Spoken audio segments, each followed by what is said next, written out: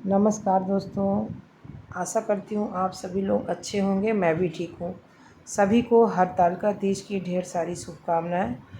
आज हरतालिका तीज है और यह व्रत भाद्रपद की शुक्ल पक्ष की तृतीया तिथि को मनाया जाता है, जो कि 2025 में 26 अगस्त दिन मंगलवार को है। तो इस व्रत की कथा क्या है, तो इस वीडियो में आप अंत तक बने रहिए और उसको ध्यान से स्मरण कीजिए। शिव पार्वती जी का स्मरण कीजिए और इस कथा का श्रवण कीजिए। एक बार भगवान शिव ने पार्वती जी को उनके पूर्व जन्म का स्मरण कराने के उद्देश्य से इस व्रत के महात्म्य की कथा कही थी। श्री भोले शंकर बोले, हे गौरी, पर्वतराज हिमालय पर स्थित गंगा के तट पर तुमने अपनी बाल्यावस्था में 12 वर्षों तक अधोमुखी होकर घोर तप किया था। इतनी अवधि तुमने अन्न ना खाकर पेड़ों के सूखे पत्ते चबाकर व्यतीत किए। माघ की विकराल शीतलता में तुमने निरंतर जल में प्रवेश करके तप किया। वैशाख की जला देने वाली गर्मी में तुमने पंचाग्नि से शरीर को तपाया। श्रावण की मूसलाधार वर्षा में खुले आसमान के नीचे बिना अन्न जल ग्रहण किए समय व्यतीत किया।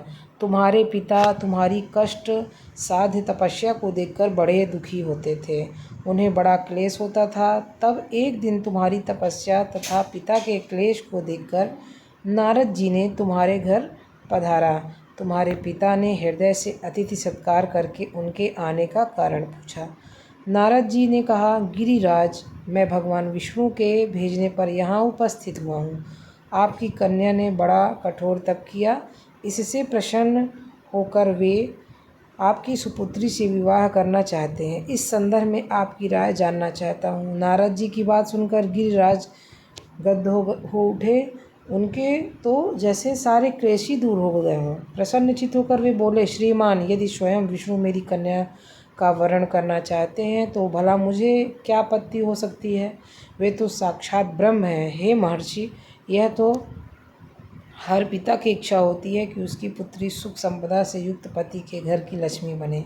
पिता की सार्थकता इसी में है, पति के घर जाकर उसकी पुत्री के घर से अधिक सुखी रहे।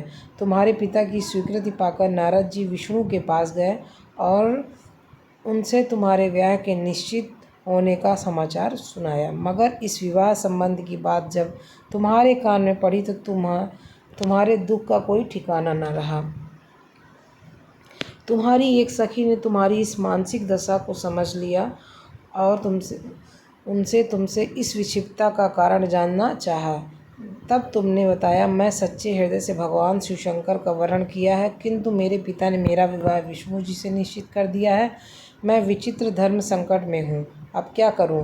प्राण छोड़ देने के अतिरिक्त अब कोई उपाय शेष नहीं है।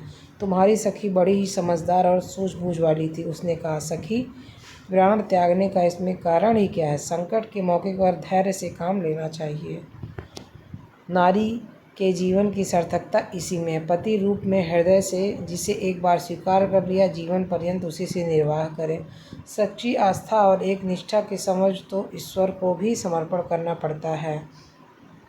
मैं तुम्हारे घनघोर जंगल में चली जाती हूँ, जो साधना स्थली भी हो और जहाँ तुम्हारे पिता तुम्हें खोज भी ना पाए। वहाँ तुम साधना में लीन हो जाना। मुझे विश्वास है कि ईश्वर अवश्य ही तुम्हारी सहायता करेंगे। तुमने ऐसा ही किया। तुम्हारे पिता तुम्हें घर पर ना पाकर बड़े दुखी और चिंतित हुए। वे सोचने लगे कि तुम जाने कहाँ चली गए। मैं विष्णु जी से उनका विवाह करने का प्रण कर चुका हूँ। यदि भगवान विष्णु बारात लेकर आ गए और कन्या घर पर न हुई तो बड़ा अपमान होगा। मैं तो कहीं मुँह दिखाने के योग्य भी नहीं रहूँगा। यही सब सोच कर गिरिराज ने जोर शोर से तुम्हारी खोज शुरू करवा दी। इधर तुम्हारी खोज होती रही और उधर तुम अपनी सखी के साथ नदी के तट पर एक गुफा में मेरी आराधना में लीन थी। भाद्रपद शुक्ल तृतीया को हस्त नक्षत्र था। उस दिन तुमने रेत के शिवलिंग का निर्माण करके व्रत किया। रात भर मेरी स्तुति के गीत गाकर जागी। तुम्हारी इस कष्ट साध्य तपस्या के प्रभाव से मेरा आसन डोलने लगा।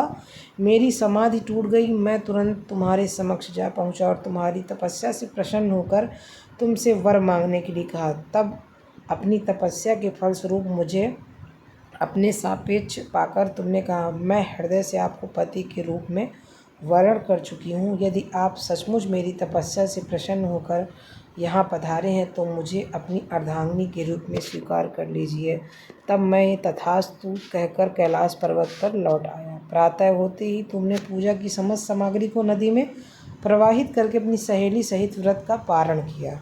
उसी समय अपने मित्र, बंधु व दरबारियों सहित गिरिराज तुम्हें खोजते खोजते वहाँ आ पहुँचे। तुम्हारी इष्ट कष्ट साधना तपस्या का कारण तथा उद्देश्य पूछा। उस समय तुम्हारी दशा को देखकर गिरिराज अत्यधिक दुखी हुए और पीड़ा के कारण उनकी आंखों में आंसू उमड़ आए।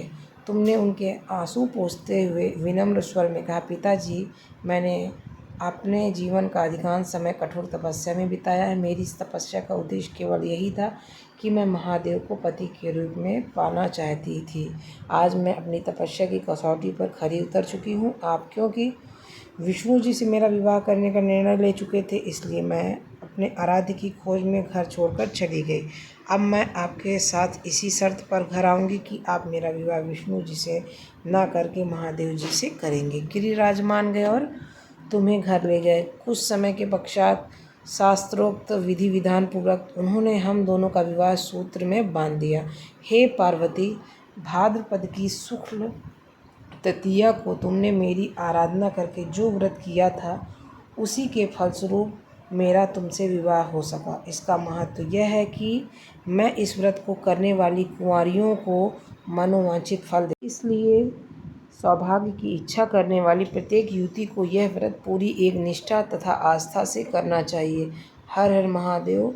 माता पार्वती और शिव जी सब पर अपनी कृपा बनाए रखें और इस हरतालिका तीज पर सभी बहनों माताओं को उनका उद्देश्य पूर्ण करने में सफल बनाएं। जय हर हर महादेव। ओम नमः शिवाय। शाम सदाशिव।